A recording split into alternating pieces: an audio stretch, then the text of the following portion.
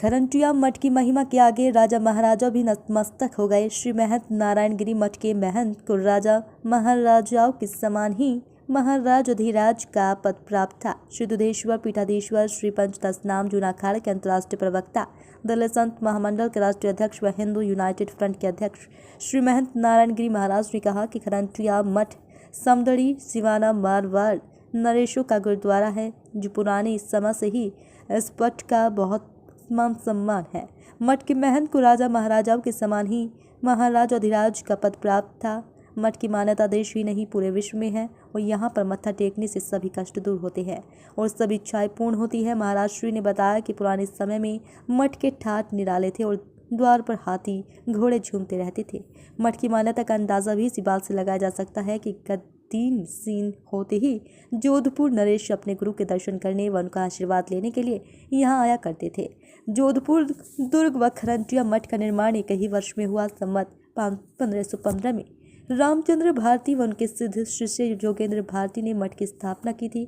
जोधपुर दुर्ग की नींव रखने से पहले राव जोधा ने रामचंद्र भारती व उनके सिद्ध शिष्य जोगेंद्र भारती से भेंट कर दुर्ग की नींव रखने की अनुमति ली।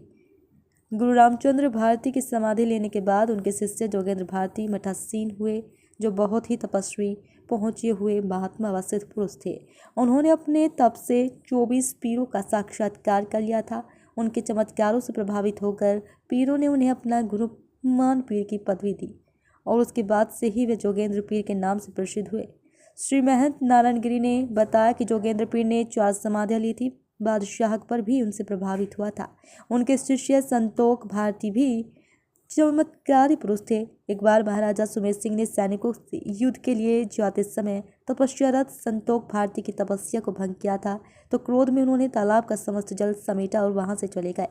सैनिकों के बहुत प्रयास करने के बाद भी जब तंबू नहीं लग पाए तो ये बात महाराजा तक पहुंची। वे तत्काल संतोख भारती के पास गए और चरणों में गिरकर उन्हें वापस मना कर लाए थे। जोगेंद्र पीर के एक शिष्य भीम भारती ने भी समदड़ी में मठ बनवाया था। जोगेंद्र पीर के 5वें शिष्य रामेश्वर भारती तो इतने चमत्कारी थे कि वे अपने स्वरूप में मनचाहा परिवर्तन कर सकते थे।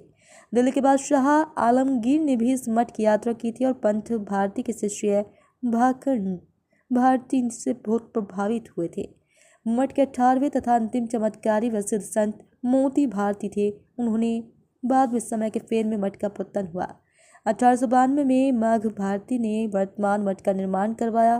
पुराना मठ समाधियों के उत्तर में था। आज भी जोगेंद्र पीर का नाम बड़ी श्रद्धा से लिया जाता है। प्रतिवर्ष यहाँ शिवरात्रि पर राम जोगेश्वर महादेव के साथ जोगेंद्र पीर का मेला लगता है। आज भी भक्तों को शिवरात्रि पर मठ से अलख जगाने की आवाज़ आती है।